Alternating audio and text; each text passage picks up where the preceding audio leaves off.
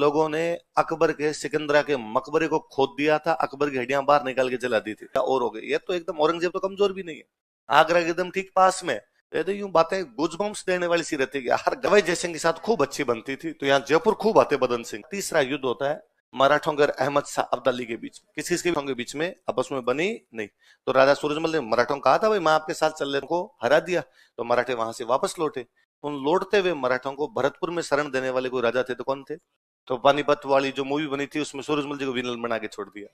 एक कारण और है, बाहर वाले साथ ये भी जानते पर अटैक किया था। दिल्ली में बादशाह हुआ था जहांगीर। कौन हुआ था? जहांगीर बापड़ा दारूडी आदमी था। झूले पे झूलती झूलती राज करती। सूरजमल जी झूला उतार लाए, उन्होंने कहा इधर लाओ और किया जाए इधर। इस बार गेट लाए। अंग्रेजों ने 5 अटैक किए। कितने अटैक किए? भरतपुर का किला नहीं जीत पाए थे, इसलिए भरत यार सुदूर पाकिस्तान बॉर्डर पे किसी गांव के अंदर गीत गाया जाता है, गोरा हट जा रहा राज भरतपुर को है। आज भी गांव के अंदर गीत गाया जाता है, 8 फिरंगी 9 गोरा लड़े जाट का 2 छोरा। और वैसे जाटों की राजस्थान में 2 रियासत थी, भरतपुर और धौलपुर। कौन कौन सी? जो पहले भी हमने पढ़ा है कि औरंगजेब का जब राज आ गया था तो औरंगजेब के राज में चारों तरफ विद्रोह होने शुरू हो गए थे। हमने बीच बीच में कई विद्रोहों की बात की। हमने पढ़ा संभाजी, साउथ इंडिया में उधर शिवाजी संभाजी बाप बेटे लगे हुए थे। इधर अपने मेवाड़ वाला राणा राज सिंह, मारवाड़ के अंदर दुर्गादास राठौड़। तो औरंगजेब के टाइम में मुगल साम्राज्य के खिलाफ चारों तरफ से विद्रोह थे। कारण भी था, एक तो औरंगजेब की धार्मिक नीतियां बहुत ज्यादा कट्टर होती जा रही थी। औरंगजेब इतने युद्ध लड़ रहा, तो युद्धों में उसको पैसे चाहिए ज्यादा, तो पैसे चाहिए, तो इस चक्कर में उसने टैक्स बढ़ाने शुरू कर दिया। अकाल पड़े में फिर भी क्या बढ़ाया जा रहा था? टैक्स।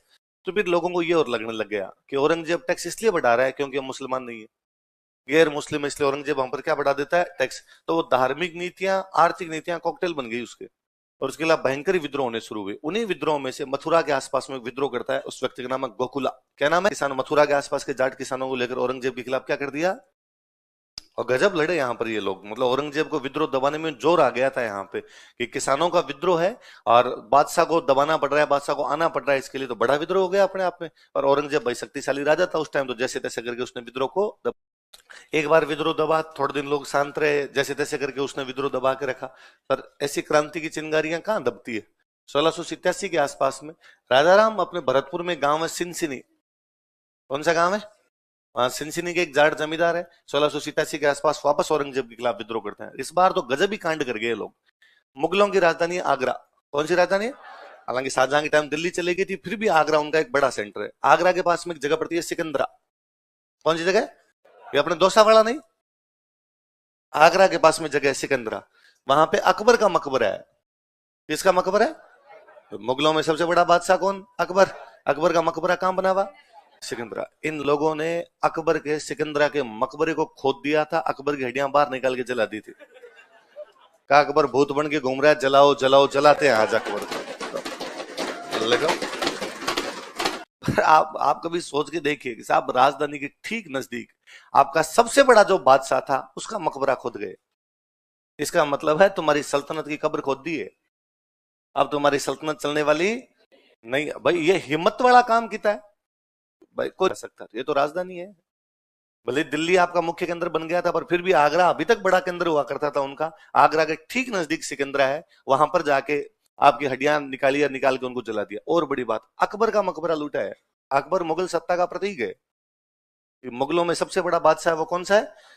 कई बार ये घटनाएं यूं, कई बार ये लगता है कि यार हाँ ठीक है, गए गए और जाके इस प्रकार की घटना कर दी। कई बार ये भी है कि विरोध का प्रतीक है।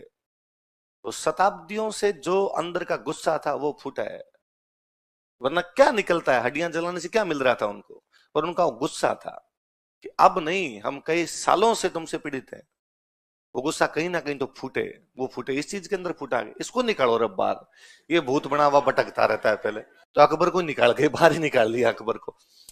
अब यहाँ अब औरंगजेब इस विद्रोह को भी जैसे तैसे करके दबाते। मुगलों का पीक टाइम है, औरंगजेब बहुत बड़ा बादशाह है, उस पीक टाइम में जाके इस प्रकार की घटना करना, इस प्रकार से मकबरे को लूट लेना, एकदम आगरा के पास में जाके, कि दूर दराज के कि कहीं साइड में पड़ा था मुगलों का, लाहौर से भी आगे कोई मकबरा था, उसमें इस प्रकार की चीज होगी। समझ में आता है यार वहां तो मुगलों का इतना जोर नहीं चल रहा था, तब मुगल कमजोर हो गया और हो गए। ये तो एकदम औरंगजेब तो कमजोर भी नहीं है, आगरा के एकदम ठीक पास में। ये तो यूं बातें गुजबम्स देने वाली सी रहती है, हर गजबी कांड कर गया अपने वाले इस मामले में तो। पर अब औरंगजेब के मरने के बाद मुगल साम्राज्य भी धीरे धीरे कमजोर पड़ता जा रहा था, वो उधर कमजोर पड़ते जा रहे हैं, ये उतने क्या होते जा रहे हैं, शक्तिशाली। तो जैसे औरंगजेब शक्तिशाली था तो औरंगजेब जैसे तैसे करके विद्रोह दबा रहा था, औरंगजेब के मरने के बाद मुगल बादशाह बेलखने हो गए, तो अब वो विद्रोह दबने वाले नहीं थे, तो इन्होंने राज स्थापित कर लिया। तो पहले तो लड़ाई ये है कि मुगलों को टैक्स नहीं देंगे। अब तो ये था कि मुगलों की गाड़ियां इधर से जाएगी तो हम टैक्स लेंगे। इधर चूड़ामन की मृत्यु है, चूड़ामन की मृत्यु के बाद यहाँ पर दो लोग आपस में लड़ रहे हैं, दो भाई भाई आपस में लड़ रहे हैं राज के लिए। एक है मोहकम सिंह और एक आपके मोहकम सिंह और बदन सिंह। ऊपर बादशाह बना हुआ आपका मोहम्मद शाह रंगीला। ये आपस में लड़ रहे हैं, वो तो छोड़िए, ये मुगलों को टैक्स नहीं दे रहे, मुगलों के लिए टेंशन वो थी। तो मुगलों ने सवाई जय सिंह को भेजा, मोहम्मद शाह रंगीला ने किसको भेजा कि तू यार राजस्थान का है, तू इस मामले को देख ले। सवाई जय सिंह आया, सवाई जय सिंह देखा कि यहाँ पे दो भाई भाई आपस में लड़ रहे हैं, कौन कौन, मोहकम सिंह और बदन सिंह। राजा बन के कौन बैठा हुआ है, मोहकम सिंह। तो सवाई जय सिंह ने बदन सिंह को कहा यदि तू मेरी साइड में आ जाए तो मैं तेरे को राजा बना सकता हूँ। ठीक है, तो बदन सिंह को दी गई डीग की जागीर। कौन सी जागीर दी गई, उपाधि दी गई ब्रिजराज। कौन सी, वो प्रदेश ब्रिज प्रदेश कहलाता है। आज के बाद वो ब्रिज का राजा घोषित किया जाता है, मतलब मुगल एक प्रकार से अथॉरिटी दे रहे हैं, अब तुम यहाँ के क्या हो, राजा।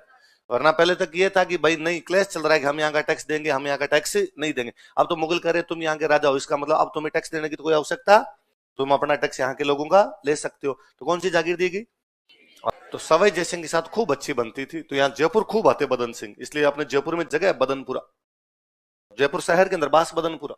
सवाई जय सिंह का भाई मेरे दोस्त के नाम पर एक कॉलोनी का नाम ही कर दिया जाए, तो कॉलोनी का नाम ही क्या रखा गया, बास बदन। भरतपुर के जाट राज्य का वास्तविक संस्थापक,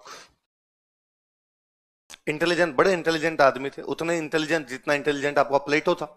इसलिए या तो जाटों का प्लेटो, या प्लेटो का बाद में हमने हिंदी में नाम कर रखा था अफलातून। क्या कर रखा था, अपने हिंदी वाले इस मामले में जोरदार थे। बंदे का नाम था सोक्रेटिस, हमने क्या सुकरात। बंदे का नाम था एरिस्टोटल, हमने क्या अरस्तु, वहां तक ठीक था। बंदे का नाम था प्लेटो, हमने क्या अफलातून। इस्लाम में ये माना जाता है कि भाई जो तीन धर्म, ये यहूदी, ईसाई और इस्लाम, कौन से तीन धर्म, यहूदी, ईसाई और इस्लाम, ये तीनों मानते हैं कि भगवान एक है, भगवान, और उसको आज तक किसी ने देखा नहीं है। भगवान एक है और उसको आज तक किसी ने देखा। अब यदि आपने किसी को देखा ही नहीं है तो क्या उसकी पेंटिंग बना सकते हो, क्या उसकी मूर्ति बना सकते हो। इसलिए तीनों धर्म कहते हैं मूर्ति पूजा होती, पर वो भगवान दुनिया को चला रहे हैं। तो कैसे चलाते हैं भाई साहब, गड़बड़ियां आएगी तो दूर कैसे करेंगे, तो अपना दूत भेजते हैं। क्या भेजते हैं, टाइम टू टाइम अपना एक दूत मैसेंजर भेजते हैं, और दुनिया में जो भी गड़बड़ियां आई थी उन गड़बड़ियों को दूर करके वो वापस चले जाते हैं। यहूदी कहते हैं वो जो दूत आए थे उनका नाम था मोजेस, क्या नाम था। ईसाई कहते हैं वो जो दूत आए थे उनका नाम था आपके ईसा मसीह, क्या नाम था। और मुसलमान कहते हैं वो जो दूत आए थे वो थे मोहम्मद साहब। दूतों को बोलते हैं पैगंबर, क्या बोलते हैं। तो एक मोजेस पैगंबर है, ईसा मसीह पैगंबर है, वैसे वैसे पैगंबर कौन है, मोहम्मद साहब। मोहम्मद साहब की जब डेथ हो गई थी तो अब कहा भाई मोहम्मद साहब राजा भी थे, उन्होंने एक राज स्थापित कर रखा था पूरा। तो मोहम्मद साहब राजा थे, मोहम्मद साहब धार्मिक प्रमुख थे, धर्म की बातें भी वही बता रहे थे, राज्य को भी वही संभाल रहे थे। तो अब मोहम्मद साहब वाली सीट पर कौन बैठे, तो मोहम्मद साहब वाली सीट पर जो भी बैठा करते थे उनको बोलते थे खलीफा। क्या बोलते, जो भी मोहम्मद साहब के बाद में उस राज्य के उत्तराधिकारी बने वो क्या कहलाए, खलीफा। तो माना जाता है कि मुसलमानों के जो भी राज्य है उनका सबसे बड़ा कोई राजा है तो राजा कौन है, खलीफा। भारत में जब मुसलमानों ने राज स्थापित किया तो उन्होंने अपने नाम के उपाधि क्या लगाई, सुल्तान। इसका मतलब हम खलीफा की सत्ता को मानते हैं। किसकी सत्ता को मानते हैं, यदि मुस्लिम राजा खलीफा की सत्ता को स्वीकार करता है तब तो वो क्या कहलाया, सुल्तान। फिर आया बाबर, बाबर ने कहा अपुनिज भगवान है, उसने खलीफा की सत्ता को मानने से मना कर दिया, इसलिए वो क्या करने लगे, मोटा। मैंने पहले भी कई बार आपको बात बताई होगी, अपने इतिहास पढ़ने में हमेशा एक लोचा है, या अपने जो पढ़ते हैं या पढ़ाते हैं सब में ही मान लीजिए बातें, अपने यह रहता है कि राजाओं का मतलब युद्ध है ना, हम और राजाओं के युद्धों को हम प्राथमिकता देते हैं। इसलिए मैंने बताया था कि महाराणा प्रताप भी पढ़ते हैं तो नॉर्मली महाराणा प्रताप के बारे में किसी से पूछा जाए तो वो कहेगा भाई हल्दी घाटी का युद्ध, देवेर का युद्ध। हम उनके बाकी जो भी व्यक्तित्व के गुण होते हैं ना, या बाकी जो सुधार होते हैं उनकी तरफ हम ध्यान ही नहीं दे पाते। ध्यान देने वाली बात वहां पर यह है कि मेवाड़ की चित्रकला किसके टाइम में शुरू हुई है, महाराणा। राजस्थान की चित्रकला, मेवाड़ की चित्रकला का महत्वपूर्ण स्थान है, वो शुरू किसके टाइम में हो रही है, महाराणा। ध्यान देने वाली बात यह है कि उनके दरबार में एक राइटर है चक्रपाणि मिश्र, और उससे उन्होंने किताब लिखवाई विश्व वल्लभ, जो किसकी जानकारी दे रही है, उद्यान और बगीचे, उद्यान और बगीचों की जानकारी देने वाली किताब है ना। तो वो व्यक्तित्व के दूसरे पहलू है जिनका पता लगना चाहिए। वैसे वैसे यहाँ पर सूरजमल जी के बारे में भी हम जब भी बात करते हैं, उनकी लड़ाइयों की, उनके युद्धों की बात करते हैं, निसंदेह वो बड़े योद्धा हुए थे। पर इन चीजों की तरफ ध्यान जाना चाहिए। किसी आधुनिक राज्य में सर्वाधिक आवश्यकता होती है कि उसके प्रशासनिक अधिकारी अच्छे हो। तो प्रशासनिक अधिकारी अच्छे कैसे हो सकते हैं? जब वो किसके आधार पर है ना। और कोई भी राज्य जो है वो कृषि के अंदर सुधार करवाए, कृषि में सुधार करवाए तो राज्य की क्या बढ़ेगी? इनकम। इस बात को ना हम आगे जोड़ के पढ़ेंगे। हम पढ़ेंगे कि जब राजस्थान का एकीकरण हो रहा था तो भी एग्रीकल्चर डिपार्टमेंट भरतपुर को मिला। जब हो रहा था तो एग्रीकल्चर डिपार्टमेंट किसको दिया गया?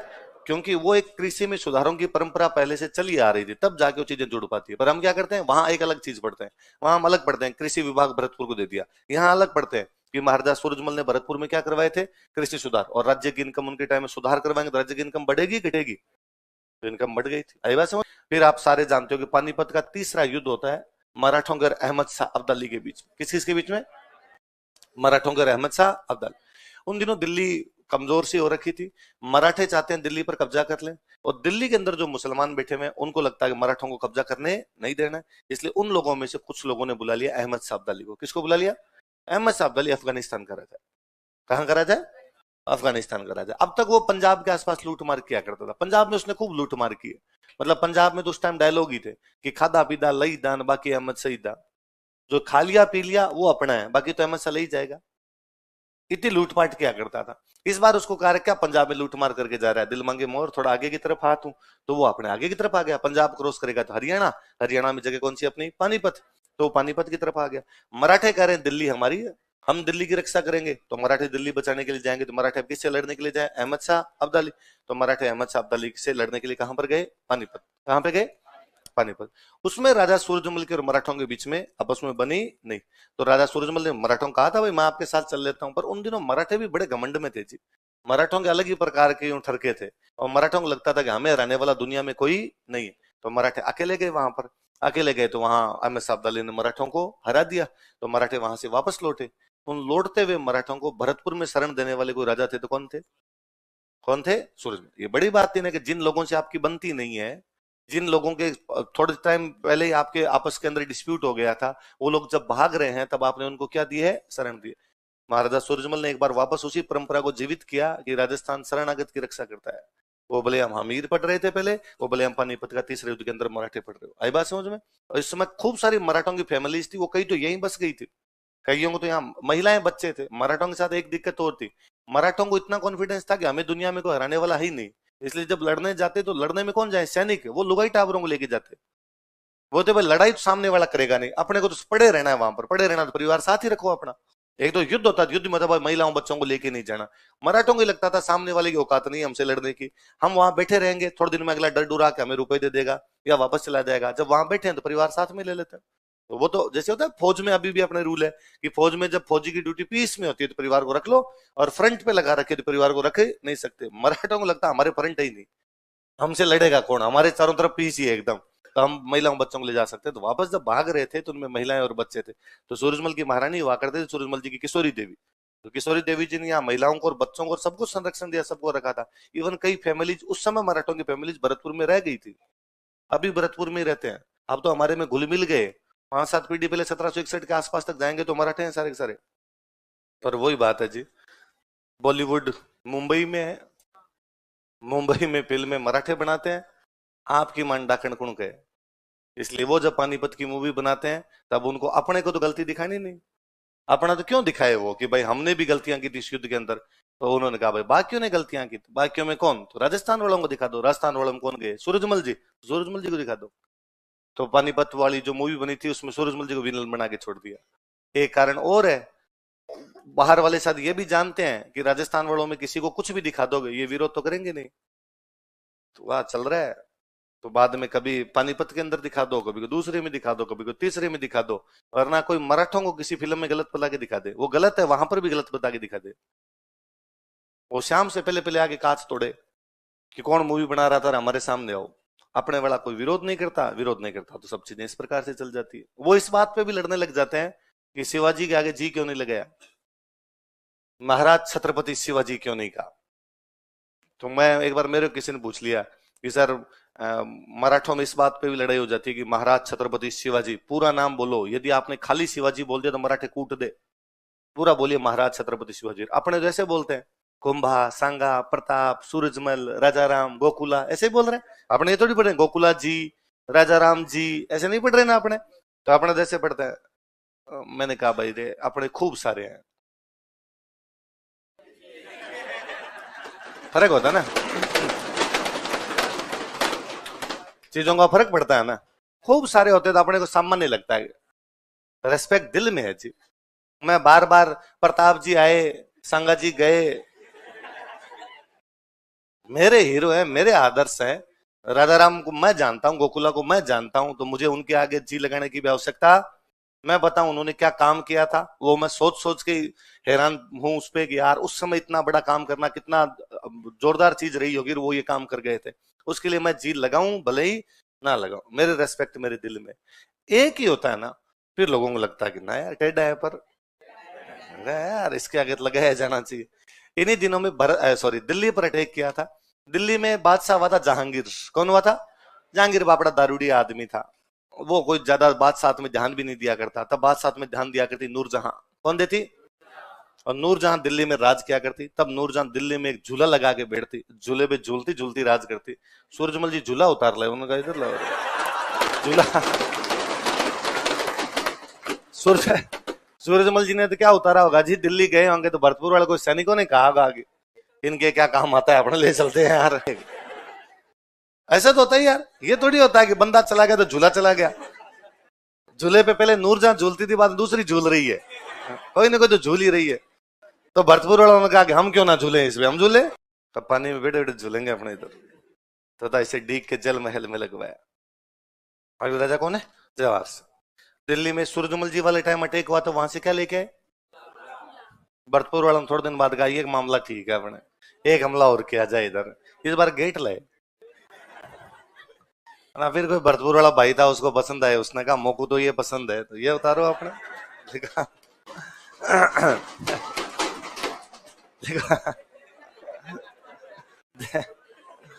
देखो दिल्ली पर आक्रमण। हाँ झूला भी लगा हुआ है, हाँ पर तुम्हें नहीं झूलने देंगे। ऐसे नहीं,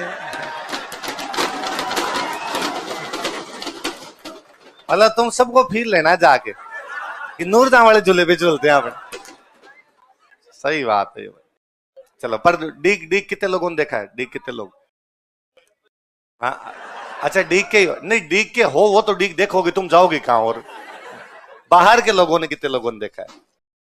हाँ तो तुम तो गए नहीं दोनों डीग।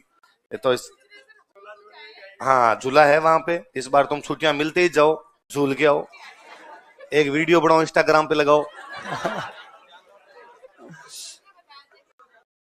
हाँ जिले अब बड़ी बात थी भाई, दिल्ली जीत गए। दिल्ली जीत गए तो इस जीत की याद में एक बुर्ज बनवाई थी, उसका नाम था जवाहर बुर्ज। क्या नाम था? बुर्ज का मतलब टावर, वही है ना, टावर बनाते थे। जवाहर सिंह जीत गए इसलिए कौन सी बुर्ज बनाई गई? बाद में ना जवाहर सिंह जी के बाद में भरतपुर में जितने भी राजा बने उनका राज तिलक कहां पर बिठा के किया जाता था? जवाहर सिंह बाद जो भी राजा उनका राज तिलक कहां पर हुआ? जवाहरपुर, ताकि उनको फील आए कि साहब ये बुर्ज हमने तब बनाई थी जब हमारे पूर्वज क्या जीत के आए थे? दिल्ली। और वो दरवाजे भी उस साइड में लगाए जिस साइड में दिल्ली है, ताकि दिल्ली से आने वाला देखे कि दरवाजे कहां से लाए गए? दिल्ली। भी आपको बात बताई, युद्ध लसवाड़ी वाला युद्ध चल रहा था, बताया था। तो ये अपने अलवर भरतपुर की बाउंड्री पर मराठे और अंग्रेज लड़ रहे थे। तो अंग्रेजों को अपने वालों की आवश्यकता थी, अपने वाले मराठों से परेशान थे।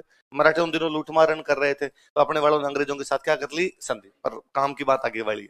अब मराठों की अंग्रेजों की आपस में बनती नहीं है, अपने वाले अंग्रेजों से क्या कर रहे हैं? संधि। इसका मतलब अपने वाले एक प्रकार से मराठों की क्या है? खिलाफ।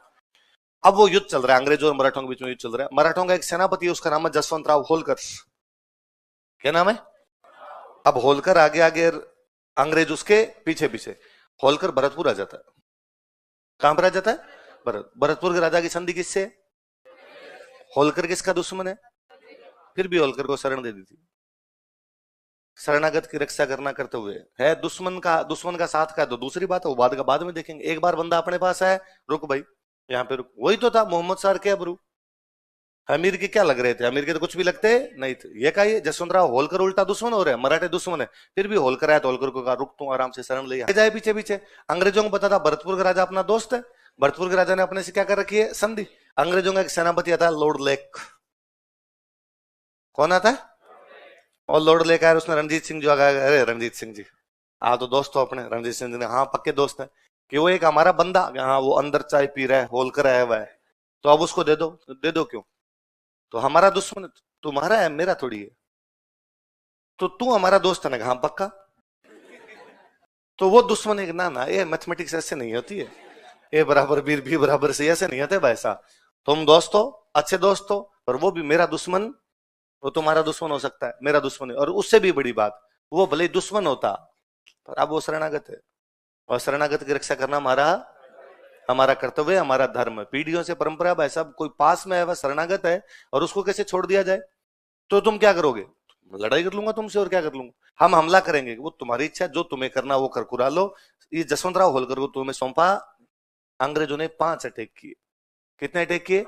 भरतपुर का किला नहीं जीत पाए थे, इसलिए भरतपुर के किले का नाम पड़ा लोहागढ़। क्या नाम पड़ा? किला उतना ही सशक्त है। किला जैसे लोहे का बना हुआ किला, लोहे का किला नहीं तोड़ा जा सकता, वैसे क्या नहीं टूटा? क्या नहीं टूटा? भरतपुर। फाइनली बाद में भरतपुर वालों के अंग्रेजों के बीच वापस संधि हुई। वापस कहा गया कि ठीक है रही जसवंतराव होलकर को छोड़ो। होलकर खुद ही संधि कर कुरा लेता है। फिर होलकर यहां से गया, तब जाके युद्ध इनके बीच का क्या हुआ? समाप्त। तो कौन से सेनापति ने हमले किए? तो दिल्ली पर जीत की याद में जो क्या बनी थी? जवाहर बुर्ज। किसने बनवाई? जवाहर सिंह। अंग्रेजों पर जीत की याद में क्या बनी? फतेह बुर्ज। फतेह बुर्ज किसने बनवाई? और तब यूं गीत गाए गए। मेरा जो प्राइमरी एजुकेशन है वो ठेठ पाकिस्तान बॉर्डर पे गांव के अंदर हो रखी है। मतलब हमसे पाकिस्तान 8 किलोमीटर आगे था। और वहां उस क्षेत्र में होली पर, हमारे होली वाला सीजन आता, गीत गाते हैं तो होली में गीत गाते थे। तब गाते थे कि गोरा हट जा रे राज भरतपुर को, कि गोरा हट जाए, यहां से किसका राज शुरू हो रहा है? भरत। तब मुझे लगता है कि यार उसको आज फील आया है। तब मुझे लगता है कि यार ये पूर्व से पश्चिम, भरतपुर राजस्थान का पश्चिम पूर्वी छोर, जहां गीत गाया जा रहा है वो पूरा पश्चिमी छोर है। उसके बावजूद यहां से वहां तक गीत गाए जा रहे हैं। इसका मतलब हम उस मध्य काल से ही आपस में जुड़े हुए थे। सूचनाएं एक जगह से दूसरी जगह पहुंच पा रही थी। यहाँ वाले की अच्छी बात वहां वाले को भी गर्व में भर रही थी। वहां पर खड़ा एक आदमी भी इस बात का गीत गा रहा था। और मैंने आपको बताया था कि अमर सिंह राठौड़ नागौर के राजा थे, पढ़ा था हमने। अमर सिंह राठौड़ पर नौटंकी होती है भरतपुर में। पश्चिम वाले की बात पूर्व में, पूर्व वाले के गीत पश्चिम के अंदर, दोनों तरफ गाए जा रहे हैं। ये राजस्थान का एकत्रीकरण है। ये राजस्थान एक है, राजस्थान आपस में जुड़ा हुआ। यार अंग्रेजों ने 5 हमले किए, 5 हमले में हमने उनको हरा दिया, इसलिए हमारे भरतपुर किले को क्या कहते हैं? और हम पढ़ रहे हैं कि ठेठ यार सुदूर पाकिस्तान बॉर्डर पे किसी गांव के अंदर गीत गाया जाता है, गोरा हट जा रहा राज भरतपुर को है। आज भी गांव के अंदर गीत गाया जाता है, 8 फिरंगी 9 गोरा लड़े जाट का 2 छोरा। और